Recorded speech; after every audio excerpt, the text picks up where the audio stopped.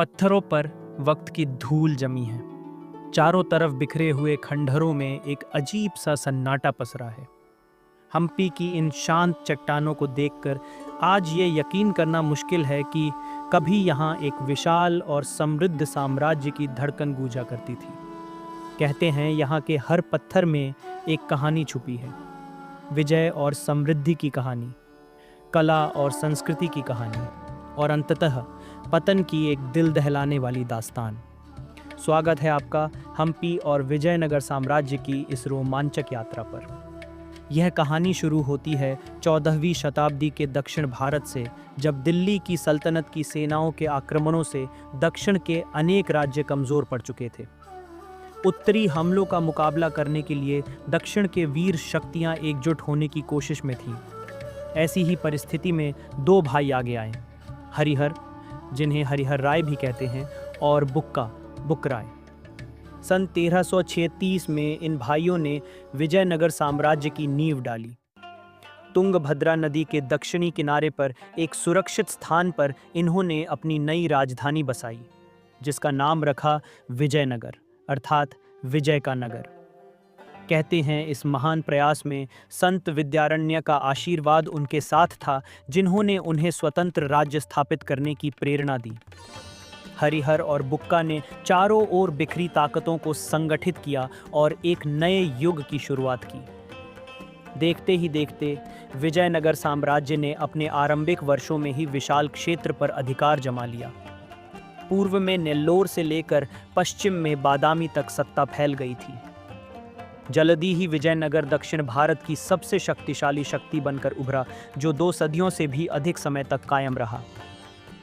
इस साम्राज्य ने न केवल अलग अलग भाषाओं और संस्कृतियों वाले क्षेत्रों को एक छत्र तले बांधा, बल्कि एक मजबूत प्रशासन और सैन्य क्षमता का उदाहरण पेश किया। विजयनगर का उत्कर्ष। समय के साथ विजयनगर साम्राज्य और भी शक्तिशाली होता गया। कई प्रतिभाशाली शासकों ने शासन किया, लेकिन साम्राज्य का सबसे स्वर्णिम अध्याय शुरू हुआ 1509 में, जब सिंहासन पर बैठे महान सम्राट कृष्णदेव राय। उनके शासन 1509-1529 में विजयनगर अपनी चरम सीमा पर था। लगभग पूरे दक्षिण भारत पर उनका प्रभुत्व स्थापित हो चुका था और उत्तरी दक्कन की सुल्तानियों को कृष्णा तुंगभद्रा की दोआब के पार धकेल दिया गया था। पुर्तगाली इतिहासकार लिखते हैं कि बाबर तक ने उत्तर भारत में आकर कृष्णदेव राय को भारतीय उपमहाद्वीप के सबसे शक्तिशाली सम्राटों में गिना। कृष्णदेव राय केवल एक योद्धा ही नहीं, बल्कि एक कुशल प्रशासक और महान संरक्षक भी थे।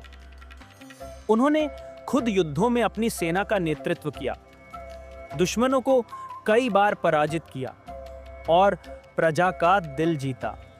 उन्हीं के काल में विजयनगर का राजधानी शहर हम्पी धन, धान्य और वैभव से भरपूर था।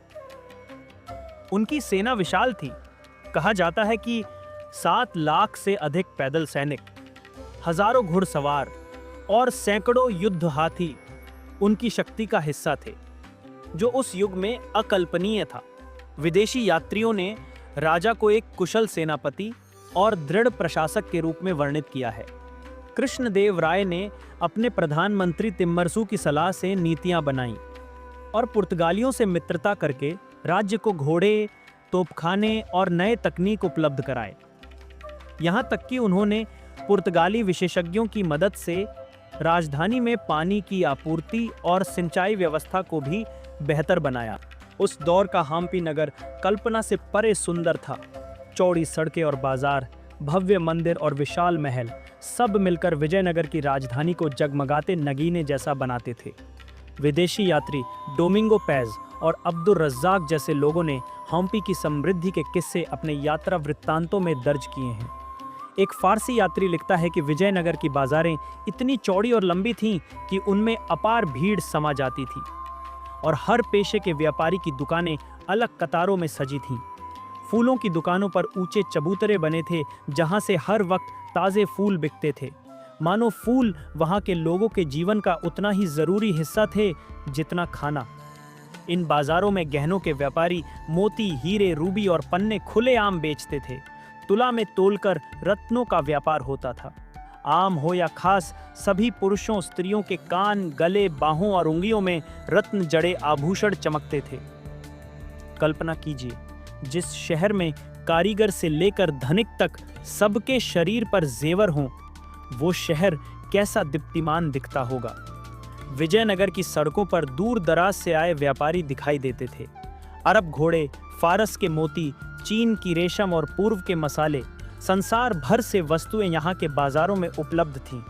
कहा जाता है कि उस काल में विजयनगर के पास पश्चिमी तट पर करीब 300 बंदरगाह थे, जहाँ से जहाज़ों द्वारा अंतर्राष्ट्रीय व्यापार होता था। राज्य की संपन्नता का अंदाज़ा इसी से लगाया जा सकता है कि विजयनगर अपने समय में दुनिया के सबसे धनवान नगरों में गिना जाता था।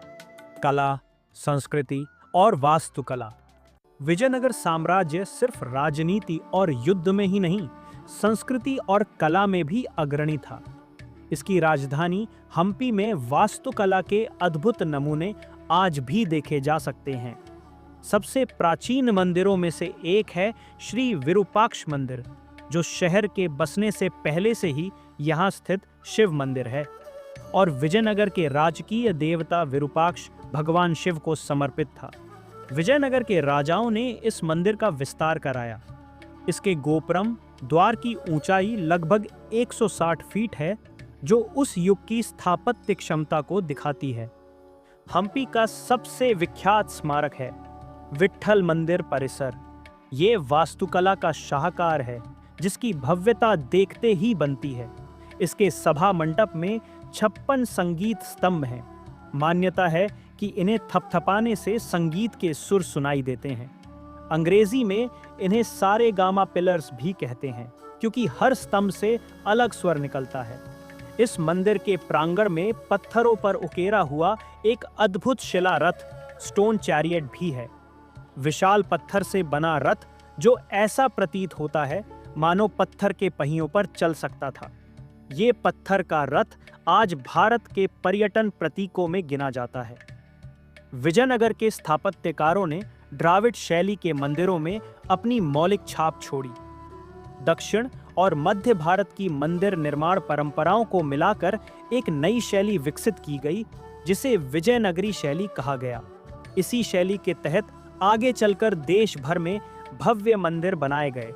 राजमहल क्षेत्र में नजर आता है कमल महल, 2 मंजिला सुंदर भवन जिसके मेहराब कमल की पंखुड़ियों जैसे बनाए गए हैं, ताकि हवा और रोशनी अंदर आ सके। पास में ही शाही हजारा राम मंदिर है, जिसकी दीवारों पर रामायण की कथाएं सैकड़ों खिलौने जैसी आकृतियों में खुदी हैं। कहते हैं ये मंदिर राजा के निजी आराधना के लिए था और इसका नाम हजारों चित्र वाली राम कथा के कारण पड़ा। रानियों के महल क्षेत्र में बना रानियों का स्नानागार क्वींस बाथ भी देखने लायक था। चौकोर स्नान कुंड के चारों ओर मेहराबदार बरामदे, जालीदार झरोखे और कमल के आकार के फव्वारे इसकी शोभा बढ़ाते थे।